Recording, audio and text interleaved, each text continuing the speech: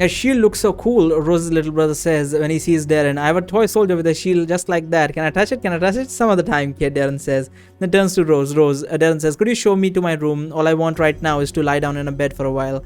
Certainly, Rose says, follow me, I'll show you the way. We'll come too, Rose's siblings say in unison. Okay, you'll come too, Rose says, smiling. She then turns to us. Please make yourself comfortable, Rose says. You can come inside the house and wait in the main hall if you like. Nah, we're good for now, thanks, Hardrick says. We'll just sit at one of these picnic tables. I'll be right back, Rose says, and then she goes with Darren and her sibling inside the mansion. Okay, now that we are finally here, Hardrick says, as we all seat ourselves at one of the many garden tables in Rose's yard, will someone please tell me what happened to Darren that made him turn into even more of a stick in the mud than usual? Kid and I exchange a look, and then we start giving Hardrick and Flower a full recounting of the events that missed when they were shopping. Damn it, Hardrick says, after hearing our whole story. If only I hadn't gone into that stupid shop, then I'd have been there with you. I would have asked Aiden for the power in Darren's place and would have saved that poor girl's life. Pauses. Still, I don't understand, Hardrick says. Both of you were there. You could have prevented this. Why didn't you do anything? I wouldn't say it's none of our business. It would have been too risky. Yeah, definitely. It would have been too risky, Hardrick says. Are you being serious right now? Are you saying that going against this continent's royalty would have been more risky than fighting a fort full of ogres? Is that what you're telling me? See, fighting the ogres is not that of an issue. Because if you fight the ogres, right, they're a direct threat, but after you leave that place, there's no way they're going to be tracking you or going to be sending spies against you or something. That's not going to happen. Hardrick, Kate says, we can't save everyone. That doesn't mean that we have to ignore what happens right in front of our faces, Hardrick says, as he slams both his fists on the table in front of him. I can't believe you two. I barely feel like I know you anymore. It's like you both turned into Araka. And what's so bad about that, Araka says, as Hardrick grabs his backpack, gets up on the table and storms about, Araka says that, through the yard, all the way into the mansion's entrance. Can you believe this guy? Araka says, asks us. One moment he is all about fighting and drinking, then all of a sudden he starts acting like a healer. What's the big deal with some slave girl dying anyway? Shut up, Araka, Flower says. What? Araka says. That girl was totally asking for it. She was trying to slack off on the job. On top of that, she even gave her owner a lip when he told her to get back to work. I would have killed her too if she were my slave, and she acted like that in front of me. Hell, I would have probably killed her anyway, just for laughs. Araka, do you want to spend the next 20 years with your amulet closed again? Flower says. This time the girl managed to shut her up. It doesn't seem like Araka is very keen on returning to her old way of life anytime soon. Did something happen to Hardrick? Rose says as she approaches us. He asked me to give him the direction to his room when he met in the corridor, and after I gave them to him, he just swarmed right past me without saying another word. He looks pretty upset about everything. He got really angry when we told him what happened to the slave girl earlier. Kate says, oh, Rosa, I see. Could you lead us to our rooms too, I say, trying to change the subject. I could really go for a nap in an actual bed right now.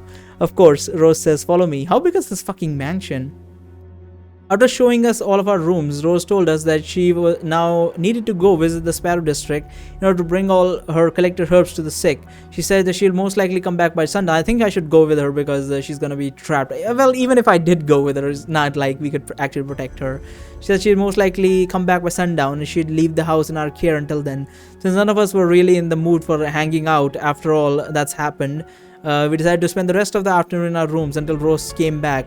When she returned, she came back. I thought she was gonna be gone. We all got together in one of the picnic tables in the yard, and Hardrick joined us. After he cooled down a bit, Darren, however, haven't gotten out of his room at all since we arrived in the mansion. I just got an achievement called Not a Clown. I don't know what the hell is that all about. But regardless of that, I just got these. I have 2 points. I don't even know when I got these, but I apparently have them. So let's spend them. We're gonna get 2 in ancient languages because I wanna max out a stat, because apparently if you don't max out a stat at this point, they don't really work that well.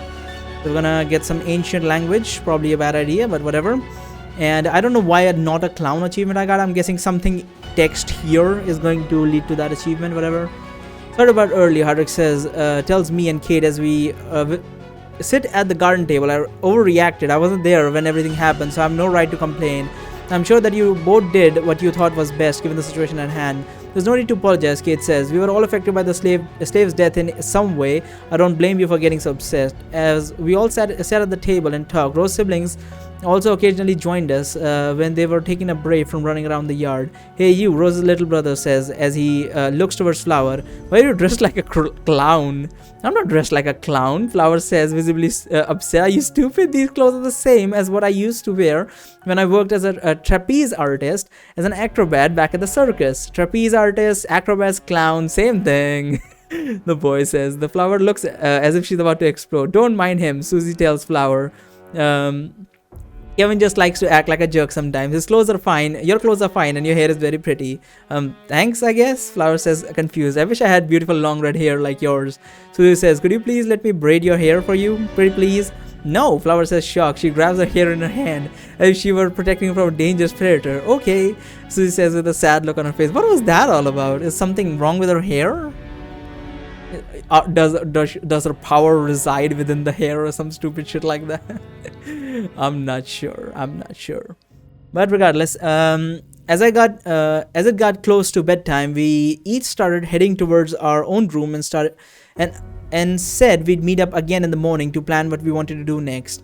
Before going to bed, I took a nice long bath in one of the many bathrooms available in the mansion. It was nice to bathe in hot water for change after all those days of washing in cold lakes and rivers. As I entered my room, my stat device started beeping loudly. It's been a while since I've gotten any new points to spend on my stats. I need to be extra careful with what I choose to upgrade this time, because at this rate, who knows when I'll be getting my next batch of points. I take the device out of my pocket and start thinking how to make the best use of these points. Invest now, because I really have no idea. By the way, I think I'm gonna do chapter 1 again later, and I'm gonna not chapter 1, the whole first book again, and I'm gonna invest points after looking at my own videos to see what points I should invest at what point, because right now there's no way to know how she's gonna go. So we're gonna max out ancient language. Wait, where are my points? Wait, I didn't have any points? I thought he said I need to invest points. Did I already invest them? What the hell? That's weird. I don't remember getting any points. Okay, whatever. Sorry about her earlier, Hardrick tells me, and Kate, we already did this. What the hell is happening? Yeah, this is the same thing. Do I get the points now? No, I do not. What the hell? Once I'm done with my stat device, I put it back in my pocket and then go to sleep. I wake up several hours later to the sound of Darren's voice. You're still sleeping? Darren says. Wake up and get dressed, will you? They're all waiting for you downstairs. Hurry up or we'll leave you behind. I'm serious.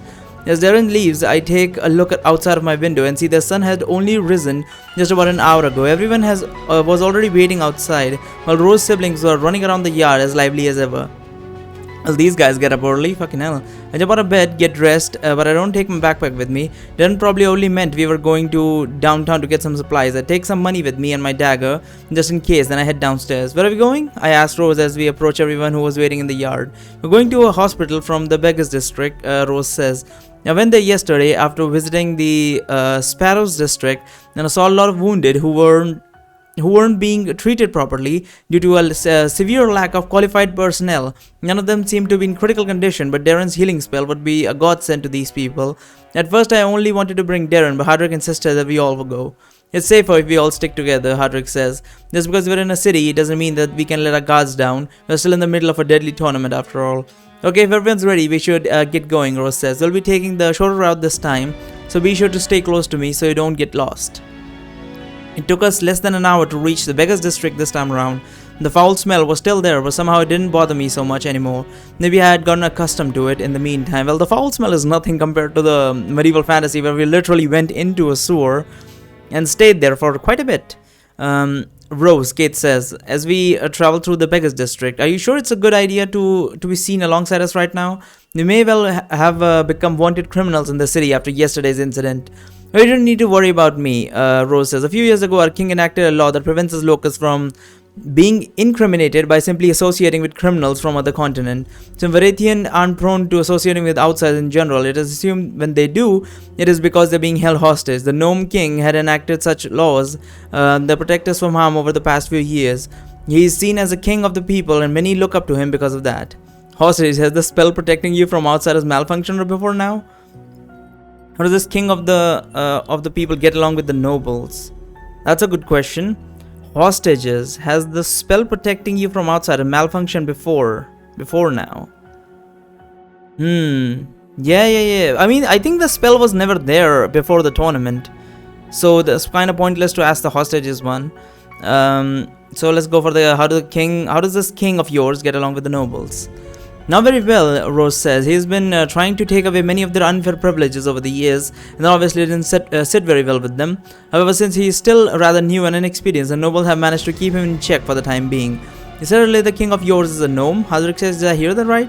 Yes, you heard me right, Rose says. Are we talking about the same kind of gnomes here? Hadric says, you know, the frail-looking midgets that can't grow a beard, that are even smaller than dwarves, the ones that are so disorganized that they can't even form their own country, choosing instead to live their lives as nomads who never settle down in one place for more than a few years.